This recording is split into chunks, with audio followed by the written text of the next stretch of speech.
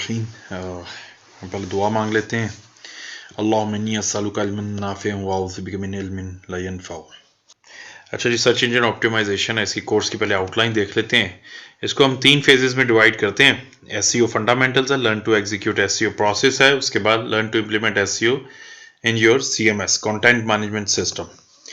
SEO fundamentals जिनके बगैर आपकी बेस नहीं बन सकती, फाउंडेशन है। ये बिल्कुल उसी तरीके से जैसे मकान के लिए आप खुदाई करते हैं और जितनी खुदाई गहरी होती है फाउंडेशन उतनी ही स्ट्रांग होती है।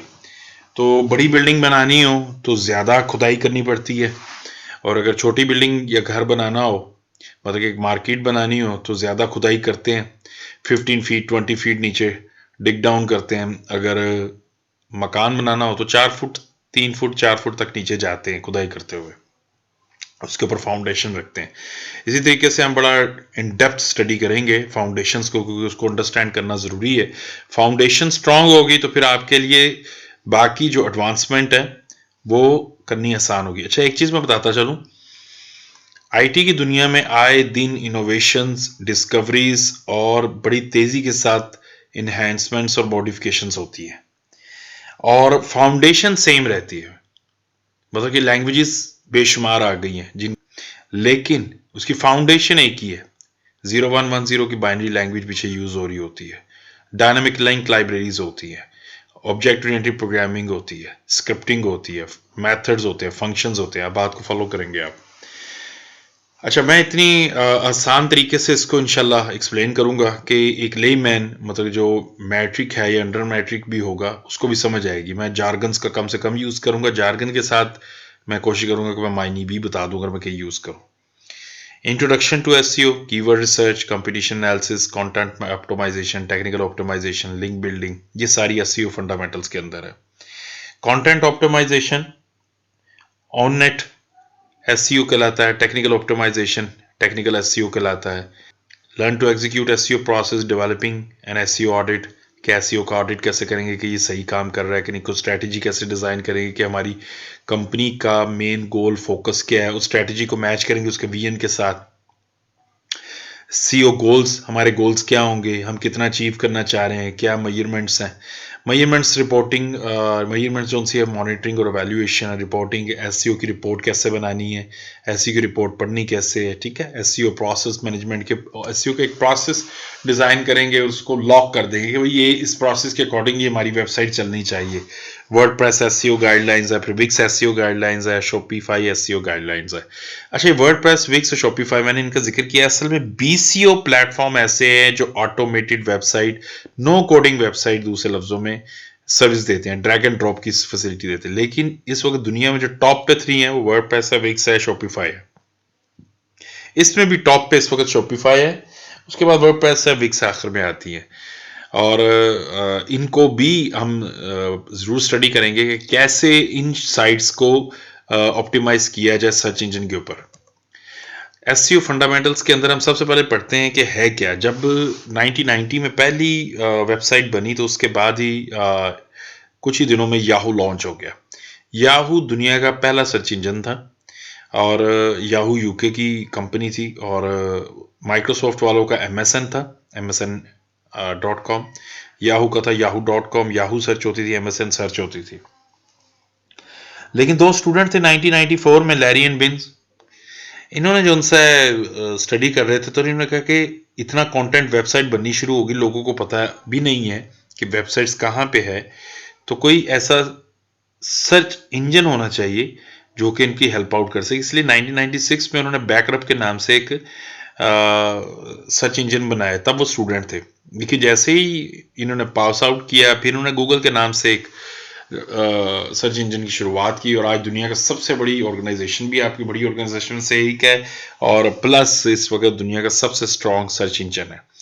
और गूगल इस वक्त इतना कॉम्प्लेक्स सिस्टम डेवलप हो चुका हुआ है कि अभी इस वक्त इसकी टक्कर का कोई सर्च इंजन बन नहीं सका।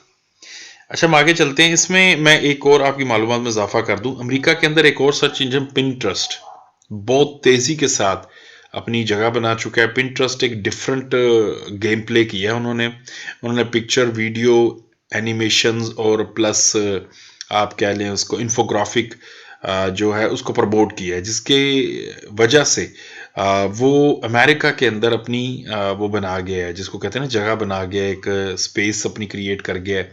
अब लोग उसको भी as a search engine use करते हैं अमेरिका में, और अभी यूरोप के अंदर भी रिकग्निशन मिल रही है, और एशिया साइड पे भी आ गया है, ऑस्ट्रेलिया में भी, लेकिन गूगल के लेवल का अभी तक नहीं है।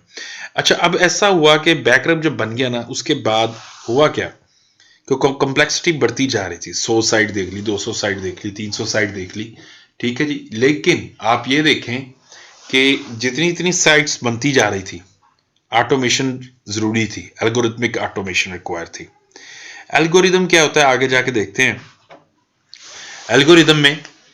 एल्गोरिदम के अंदर जो सा है कताबी, आप कह लें कि हसाबी अदाद शुमार होते हैं, दूसरे लफ्ज़ों में, जिसके ज़रिए उन्होंने कैलकुलेशंस की कि मैक्सिमम नंबर्स को अकोमोडेट किया जा सके, और उन्होंने कुछ स्टैंडर्ड्स पैरामीटर डिज़ाइन किए गूगल ने, वो भी आगे देखते हैं। तो जब एल्गोरिदमिक सर्च इंजन बिल्ड हुआ तो एक एवोल्यूशन दुनिया में आ गया। एल्गोरिदम है क्या? A set of instruction for solving a problem और अकम्प्लिशिंग अ टास्क। बहुत सिंपल है। लेकिन एल्गोरिदम बिल्ड करना, एल्गोरिदम डेवलप करना, ठीक है, इट्स क्वाइट डिफिकल्ट।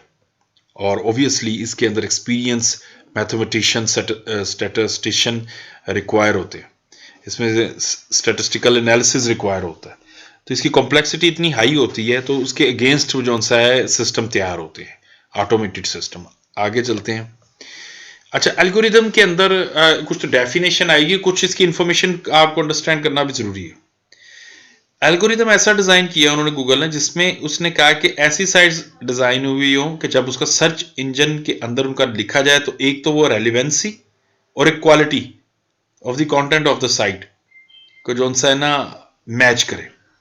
मतलब कि उन्होंने कुछ स्टैंडर्ड्स, कुछ पैरामीटर डिजाइन किए गूगल्स वालों ने। उन्होंने फिर ऐसा एल्गोरिदम बिल्ड किया, डिजाइन किया कि जो रेलिवेंसी और क्वालिटी दोनों को मैच करे। अब सिंपल मैं एग्जांपल देता हूँ, बेस्ट स्कूल इन टाउन। अगर बेस्ट स्कूल इन टाउन लिखता हूँ तो बेस्ट स्कूल जो सा होगा उसके कुछ ना वेबसाइट्स के कुछ तकाजे होंगे, उसका हेडर होगा, उसका फुटर होगा, उसका कंटेंट क्या है, उसके कंटेंट के अंदर कीवर्ड्स कैसे हैं, उसके इंटरमीडिएट पार्ट क्या है, उसका अबाउट अस कैसा है, उसका इमेज डेफिनेशन कैसी है, कंटेंट की डेफिनेशन कैसी है, कंटेंट किस लेवल का है, स्पेलिंग मिस्टेक, ग्रामेटिक मिस्टेक्स तो नहीं है। उसके बाद उसका जो सा है हेल्पलाइन वगैरह भी है उसकी कि नहीं। साइट इंफॉर्मेशन है, या साइट शॉपिंग की है, कि उसके अकॉर्डिंग उन्होंने पैरामीटर डिजाइन किया, और पैरामीटर जो उनसे डिजाइन करने के बाद उन्होंने कुछ सिस्टम डिजाइन कर दिया जो ऑटोमेटिकली इसको रीड करता है। आप खुद सोचें कि इस वक्त 100 मिलियन से ज्यादा वेबसाइट्स हैं, और उन वेबसाइट्स को आप गूगल पे सर्च कर सकते हैं। अब मैं आपको इसकी एक एग्जांपल देता हूं, बल्कि 2 बुलेट भी पढ़ लें, फिर उसके बाद हम चलते हैं आगे, और एग्जांपल आपके लिए आसान होगी। अभी जो हम बात करेंगे, जैसे मैंने कहा कि फाउंडेशन चेंज नहीं होगी एल्गोरिदम की। एल्गोरिदम डिजाइन हो गया, चेंज आएंगी, तब्दीलियां आएंगी, लेकिन फाउंडेशन जो है ना वो सेम रहेगी, ठीक है जी, उसके ऊपर कोई इंपैक्ट नहीं आएगा। मैं आपको एक एग्जांपल देता हूं ह्यूमन की, ठीक है जी। ह्यूमन मैंने विकिपीडिया पे पहले लिख के रखा हुआ, मैं जाता हूं ह्यूमन, मैं लिखता हूं ह्यूमन, एक नई सर्च कर लेते हैं। ये मैं लिखता हूं इसके ऊपर ह्यूमन। जब मैं ह्यूमन करता हूं तो टॉप के ऊपर जो सा है विकिपीडिया आ जाता है। विकिपीडिया एक इंसाइक्लोपीडिया की तरह काम करता है। उसके बाद यूट्यूब की एक वीडियो आ गई, तीसरी यूट्यूब की वीडियो आ गई, britannica.com आ गया। अब आपने चीज़ों को एनालाइज किया है इस हवाले से, जो बाद में आपको बताना चाह रहा हूं कि अब ऐसा है कि इसका जो सा है विकिपीडिया टॉप पे क्यों है। अब हम इसको देखते हैं, सर्च करते हैं। 2 वीडियोस आई हैं ह्यूमन को, जो विकिपीडिया के पहली सर्च के बाद, जब पहले टॉप पे विकिपीडिया है, सेकंड पे एक वीडियो है, थर्ड पे एक वीडियो। इट्स मीन के वो भी एसईओ परफॉर्म कर रहे हैं अपनी वीडियोस के ऊपर, कि उनकी वीडियोस रैंक कर रही हैं, गूगल उनको टॉप पे रख रहा है। अब आप देखिए लिंक बिल्डिंग, आप देखें कि मैं जिस भी ब्लू कलर के कीवर्ड के ऊपर अपना माउस लेके जाता हूं तो एक हैंडशेप आ रही है, और हैंडशेप के साथ वो मेंशन कर रहा है कि ये हाइपरलिंक है, मतलब कनेक्टेड है। ये है लिंक बिल्डिंग, ये लिंक बिल्डिंग हुई हुई है।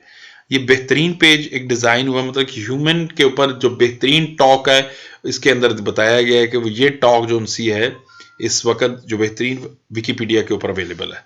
ये बात अंडरस्टैंड करने की। अब हम आते हैं नीचे, वेरी बॉटम पे आ जाते हैं। ये रेफरेंसेस है सारे, ये सारे रेफरेंसेस हैं। इट्स मीन कि लिंक बिल्डिंग हुई हुई है। अच्छा, टेक्निकली अभी मैं आपको एक और चीज भी दिखाऊंगा। जैसे ही मैंने क्लिक किया तो फौरन पेज लोड हो गया, और उसके अंदर डिटेल्ड इंफॉर्मेशन है ह्यूमन के हवाले से। ये मैप्स के जरिए भी मेंशन किया गया है आपके सामने। ये स्केलेटन है, उसकी डिटेल्स है, एवोल्यूशन उसकी इंफॉर्मेशन है, मतलब A to Z complete information, complete you know detail मौजूद है। और ये किधर मौजूद है? ये विकिपीडिया के ऊपर मौजूद है, गूगल ने उसको टॉप पे रैंक किया हुआ है। अब हम देखते हैं इसके हेडर में क्या है। जैसे मैंने कहा कि ह्यूमन लिखा हुआ आ गया, मेरे लिए कोई प्रॉब्लम नहीं हुई इसको पढ़ने में। ये चीजें एनालाइज करता है गूगल सर्च इंजन। ठीक हो गया जी। अब हम चलते हैं बैक पे। मैं अगर बैक पे करता हूं, अब आप आ जाए नीचे, हम इसके नीचे आते हैं। अब आप देखें ये पहले 10 पेजेस की डिटेल्स हैं, और यहां पे उतने ही वो मेंशन किए हैं, फिर गूगल लिखा रहा है। अब आपने इस चीज को अंडरस्टैंड करना है। ठीक है जी। यहाँ पे 1 2 3 4 5 6 7 8 9 10 ये आप देख रहे हैं। अच्छा जी, उसके बाद ये पेज लोड कितनी जल्दी हुआ है हम इसको भी देखते हैं। उसने हमें 0.44 सेकंड, मतलब कि 1 सेकंड के 44वां हिस्सा आप कह ले, 44 नैनो सेकंड्स में कितने टोटल दिए हैं?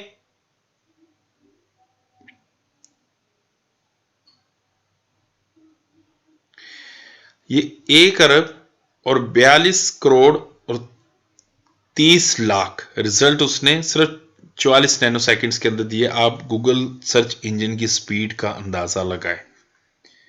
मैंने कहा ना, वक्त के साथ साथ गूगल ने बहुत ज़्यादा ऑटोमेशन पे काम किया है, और इस वक्त the best company in search engine. अब इसका कोई मैच नहीं है इस वक्त। अच्छा, रेलिवेंसी आप देखें कि मैंने ह्यूमन लिखा है तो ह्यूमन ही आए हैं, और कुछ नहीं आया। अब अगर मैं लिखता हूं बैड ह्यूमन, ह्यूमन बैड, वैसे एक एक्सपीरियंस के लिए, अब आप लोगों के सामने bad news on human nature. ठीक है जी। अब इसको कितने 39 सेकंड्स के अंदर उसने हमें तकरीबन 4 करोड़ और 81 लाख के करीब रिजल्ट दे दिए। ठीक हो गया। अब उसके अंदर जो टॉप पे साइट है वो देखते हैं कौन सी। ये इसकी लोडिंग स्पीड है इस साइट की। अब ये जब मैंने क्लिक किया है, नेट का भी ओबियसली ओवरऑल इफेक्ट होता है, लेकिन ये लोडिंग स्पीड है। तो पहले वो जल्दी होगी थी, ये स्पीड थोड़ी स्लो है। Bad news on human nature, ये एईओन एक साइट है, उसके अंदर ह्यूमन के हवाले से कुछ डिटेल्स हैं। लेकिन आपने देखा है कि इमेज रिप्रेजेंटेशन कितनी अच्छी थी इस वाले से विकीपीडिया के ऊपर, इसलिए विकीपीडिया टॉप पे थी। ठीक हो गया जी। अब वापस आते हैं अपने टॉपिक की तरफ। अच्छा जी, एसईओ है क्या? सर्च इंजन ऑप्टिमाइजेशन एक प्रैक्टिस है, एक प्रोसेस है जो बढ़ाती है नंबर्स को, ठीक है जी, और क्वालिटी विजिटर्स को वेबसाइट के ऊपर by improving ranking and algorithmic search engine results. ये अंडरस्टैंडेबल है और बड़ा आसान है। वो कह रहा है कि सर्च इंजन ऑप्टिमाइजेशन एक प्रोसेस है।